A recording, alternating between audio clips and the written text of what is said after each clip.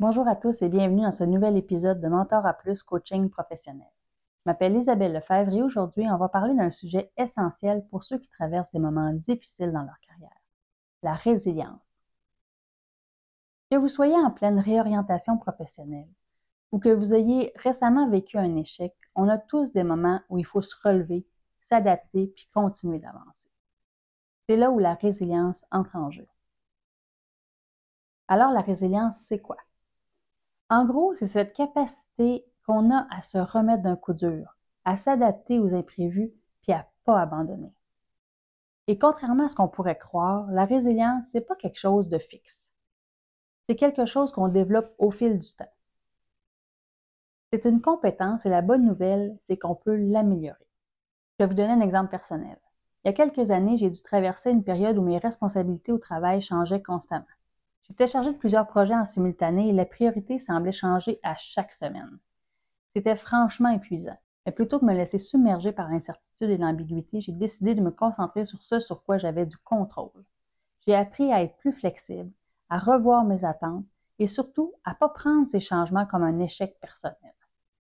En restant ouverte au changement, en gardant la tête froide, j'ai pu naviguer à travers cette tempête et au final, j'en suis ressortie plus forte.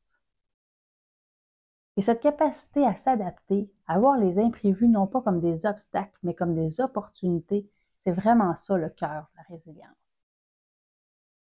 Prenons un exemple encore plus récent, celui de la pandémie COVID-19. Du jour au lendemain, il y a des milliers de personnes qui se sont retrouvées sans emploi, des entreprises qui ont dû fermer. Tout le monde a dû s'adapter au télétravail, au numérique, à des nouvelles technologies, puis à des nouveaux modes de fonctionnement. Ça a été un choc pour tout le monde.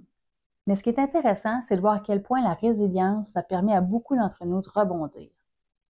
Que ce soit des entreprises qui ont trouvé des moyens créatifs de continuer à fonctionner ou des travailleurs qui ont appris à jongler avec des nouvelles technologies, la résilience a fait la différence. Pourquoi est-ce que la résilience est si importante? Tout simplement parce qu'elle nous permet de continuer d'avancer quand les choses se passent pas comme prévu. C'est pas juste une question de tenir bon, c'est une réelle opportunité de croissance. Prenons encore l'exemple de la pandémie. Bien sûr, il y a eu énormément de pertes et de difficultés, mais il y a aussi eu des personnes et des entreprises qui ont su innover, se réinventer et même sortir plus fort de la crise.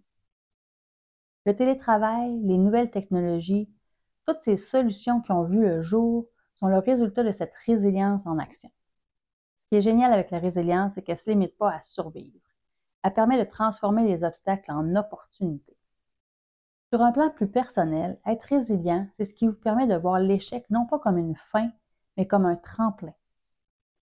Si vous apprenez à rebondir après chaque difficulté, vous allez non seulement avancer plus vite, mais aussi avec plus de confiance. En fait, la résilience, ça vous aide à dire, OK, ça n'a pas marché cette fois-ci, mais qu'est-ce que je peux apprendre pour une prochaine fois? Face à un événement qu'on ne contrôle pas, nos réactions sont souvent dictées par l'instinct.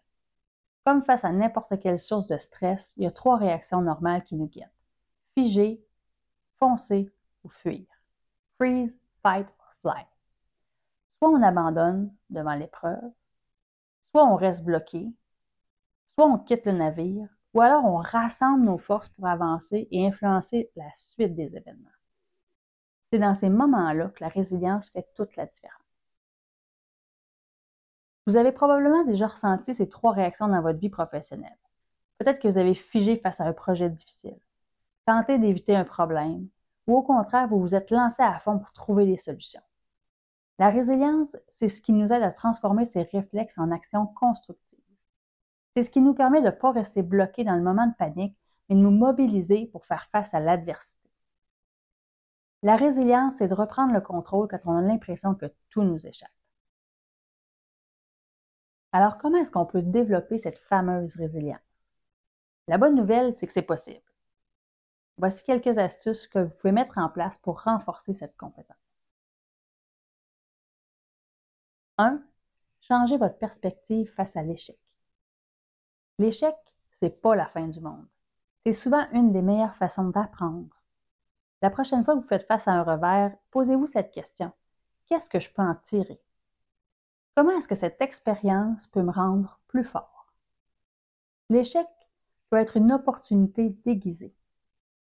Prenez le temps de digérer la situation, mais restez pas trop longtemps dans cet état. À la limite, fixez-vous un délai maximum pour absorber la nouvelle et ensuite retroussez vos manches puis réfléchissez à ce que vous pouvez faire. 2. Prenez soin de vous. Ça peut paraître simple, mais c'est essentiel.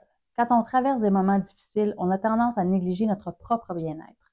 Prenez du temps pour vous reposer, pour faire de l'exercice, ou même pour juste aller marcher, respirer l'air un peu. Prendre soin de vous, c'est aussi une forme de résilience, parce que ça vous permet de mieux gérer la pression. 3. Appuyez-vous sur vos réussites passées. Pensez à toutes les fois que vous avez réussi à surmonter un obstacle. Ça vous prouve que vous êtes capable de rebondir. Utilisez ces expériences comme des preuves que vous avez ce qu'il faut pour traverser d'autres tempêtes. Il y a sûrement des moments dans le passé où vous aviez pensé que les défis étaient insurmontables, et pourtant, vous les avez surmontés. Servez-vous de ces victoires comme motivation. 4. Cherchez du soutien. Vous n'êtes pas obligé de tout affronter tout seul. Parler à quelqu'un peut faire une énorme différence, que ce soit un mentor, un ami, un collègue. Le simple fait de verbaliser ce que vous ressentez peut vous aider à y voir plus clair. Rester seul avec ses pensées et laisser notre hamster mental s'affoler, ça peut juste amplifier le problème. Parfois, un regard extérieur peut vous aider à mieux comprendre la situation et à vous mettre les choses en perspective. En résumé, la résilience, c'est bien plus qu'une simple compétence. C'est un état d'esprit qui vous permet de transformer les moments difficiles en opportunités de croissance. Si vous traversez une période compliquée, que ce soit une réorientation professionnelle ou autre chose, rappelez-vous que vous avez tout ce qu'il faut pour rebondir et qu'il y a certainement du bon qui va ressortir de cette situation. Je vous invite à réfléchir à un moment dans votre vie où vous avez fait preuve de résilience.